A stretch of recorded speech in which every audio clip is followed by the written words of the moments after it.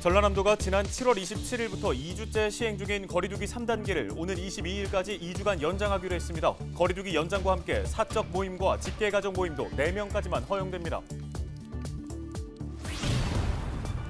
UN 기후변화협약 당사국 총회 COP28차 회의 유치를 준비하고 있는 여수시가 다음 달 정상회의를 갖습니다. 이 회의가 성공적으로 진행될 경우 COP28차 회의를 유치하는 데에도 도움이 될 것으로 기대됩니다. 지난 주말 전남 여수에서 폐유를 운반하는 화물차가 작업 과정에서 폭발해 2명이 다쳤습니다. 주말 발생한 사건 사고 소식 정리했습니다. 무안 연꽃축제가 오는 18일부터 비대면 온라인으로 개최됩니다. 코로나19 확산 우려로 무관중 공연과 체험 프로그램이 펼쳐질 예정입니다.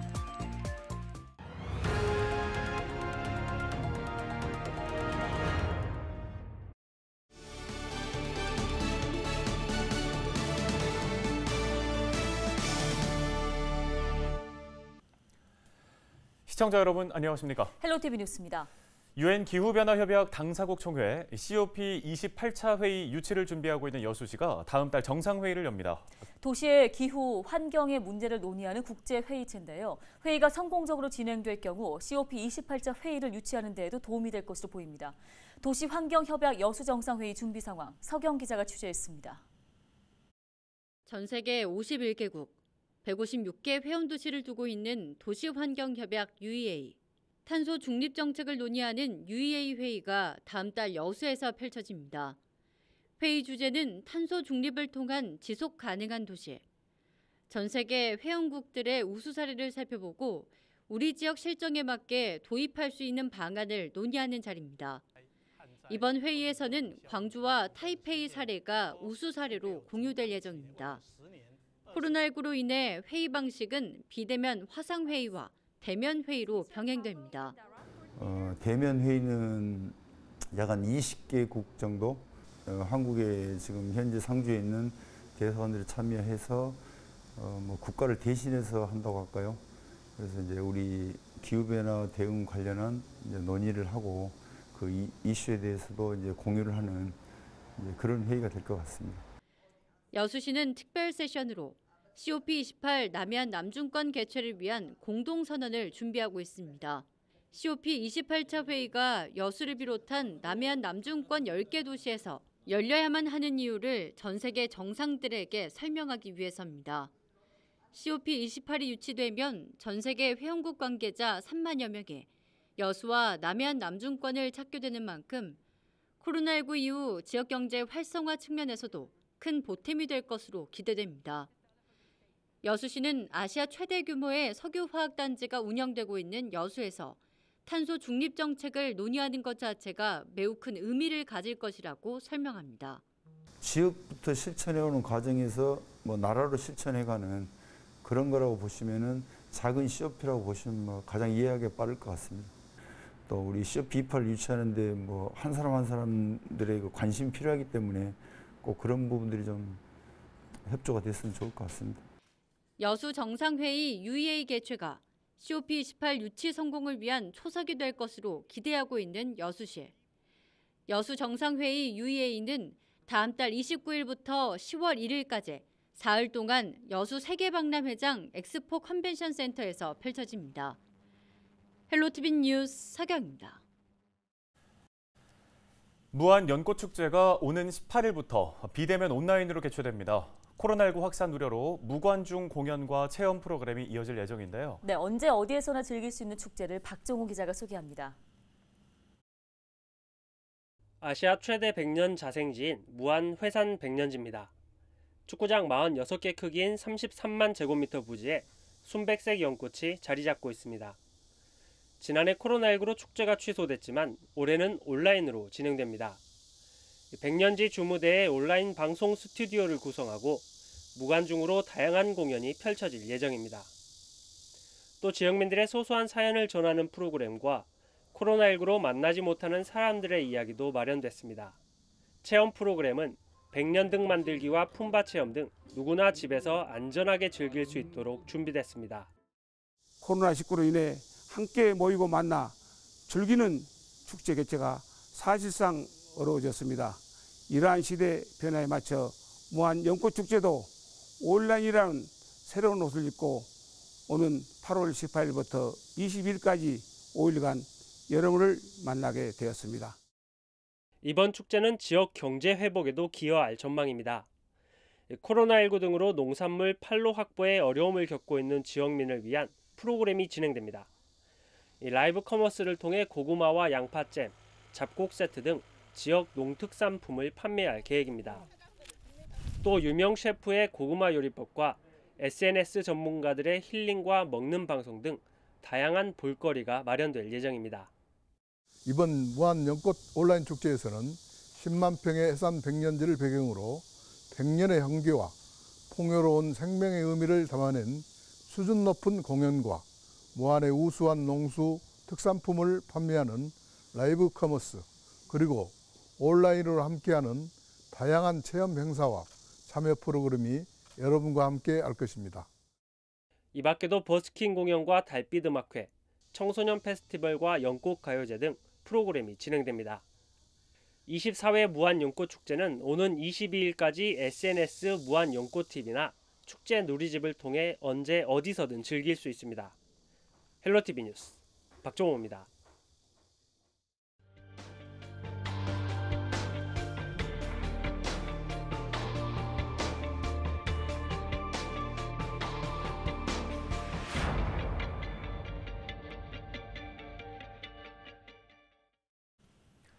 지난 주말 전남 여수에서는 폐유를 운반하는 화물차가 작업 과정에서 폭발해 2명이 다쳤습니다. 화순에서는 액화 천연가스가 담겨있는 탱크로리 차량이 넘어지면서 하마터면 큰 폭발 사고로 이어질 뻔했습니다.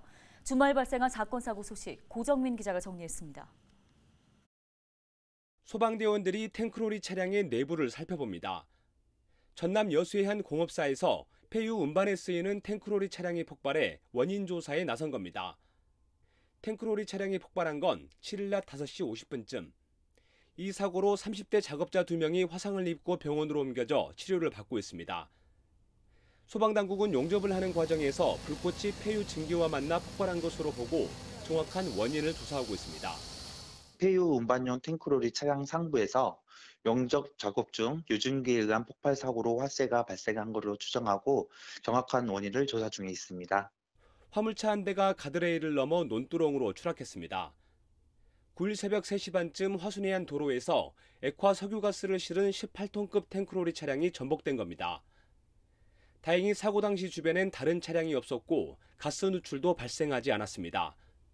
경찰은 운전자가 구분기를 운행하다가 부주의 때문에 사고를 낸 것으로 보고 정확한 원인을 조사하고 있습니다. 차 바닥에 뭘 하나 떨어뜨려갖고 그러면 주술라보다 보니까 그냥 모르고 그냥 빠져버렸다 이런 이야기입니다. 추락 사고도 잇따랐습니다. 7일 아침 8시쯤 장성에선 한 남성이 정수장에서 추락해 크게 다쳤습니다. 이어 정오 무렵 구례에선 50대 남성이 발을 헛디뎌 하천에 빠졌다가 심장이 멎은 채로 구조됐지만 동행자의 발빠른 응급처치로 의식을 회복했습니다. 헬로티비 뉴스 고정민입니다.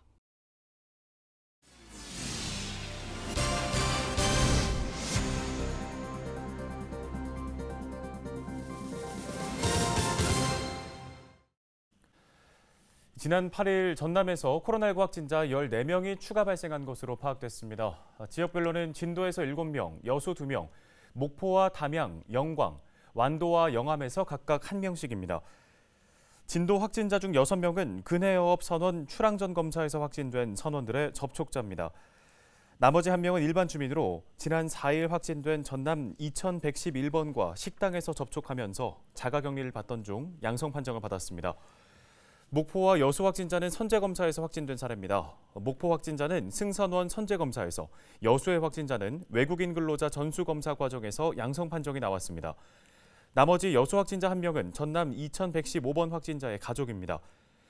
또 담양의 확진자는 수도권에서 유입된 음식점, 사우나 관련 연쇄 감염 확진자이며 영광은 감염 경로가 밝혀지지 않았습니다. 방역당국은 확진자들의 세부 동선과 접촉자들을 조사하고 있습니다.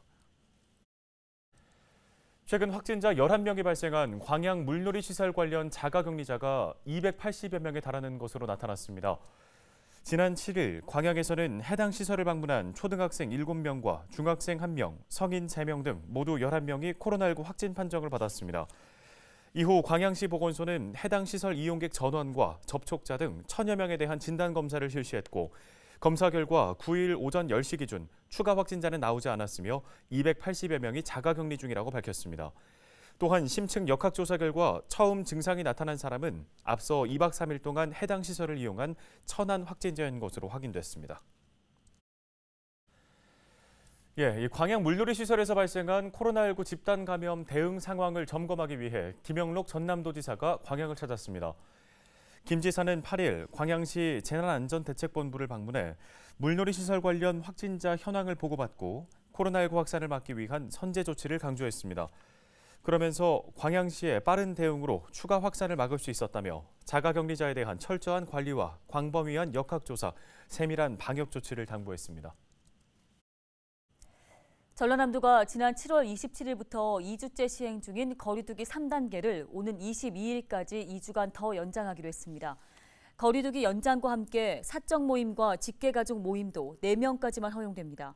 유흥시설과 노래연습장, 목욕장업 등 다중이용시설은 이전과 같이 오후 10시 이후에는 운영이 제한되며 행사나 집회는 49명까지, 종교시설은 수용인원의 20%까지만 허용됩니다.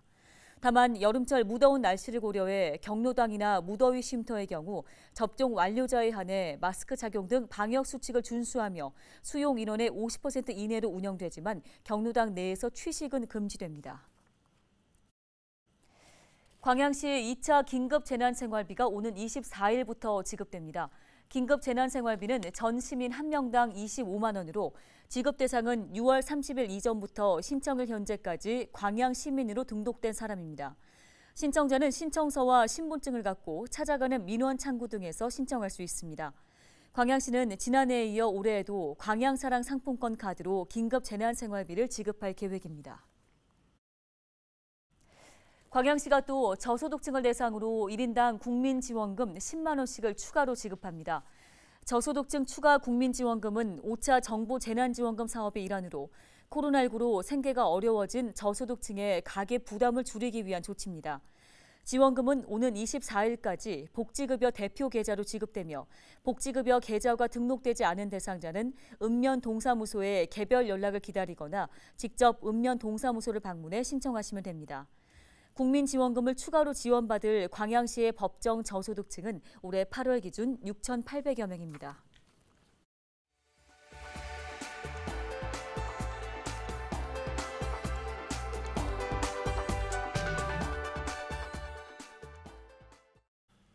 다음 소식입니다. 한 달째 이어지고 있는 폭염으로 인해 전남 지역의 온열 환자가 늘고 있는 가운데 여수소방서가 대민 지원을 확대하기로 했습니다.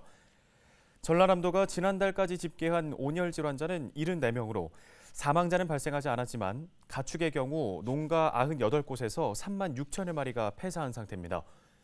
여수소방서는 축사시설과 전통시장을 대상으로 급수 지원과 살수 작업을 늘려 안전관리에 나선다는 방침입니다.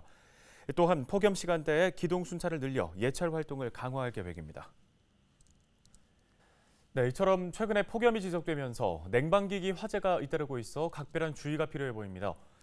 목포소방서는 냉방기기를 가동하기 전에 먼지 제거는 물론 오래된 실외기나 전선은 교체해야 하고 문어발식 콘센트 사용은 자제해야 한다고 당부했습니다. 전남소방본부가 조사한 자료를 보면 최근 5년 동안 전남에서는 109건의 여름철 냉방기기 화재가 발생했고 32명의 사상자와 6억 원 정도의 재산 피해가 발생한 것으로 집계됐습니다.